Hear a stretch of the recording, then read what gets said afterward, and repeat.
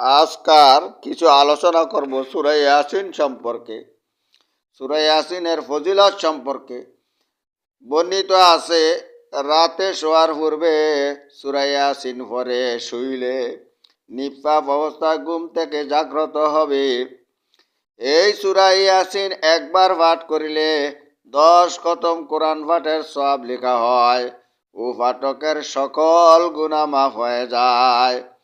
হযরত আলী রাদিয়াল্লাহু তাআলা আনহু থেকে বর্ণিত, নবী করিম সাল্লাল্লাহু আলাইহি সাল্লাম বলেছেন, সূরা ইয়াসিনের আমল করো, উহাতে 10টি ফায়দা আছে। উহা পাঠ করলে ক্ষুধার্ত দূরীভূত হয়, বস্ত্রের ব্যবস্থা হয়, বিবাহ হতে যার দেরি হয় সে নিয়মিত পাঠ করলে শীঘ্রই তার বিবাহ হবে।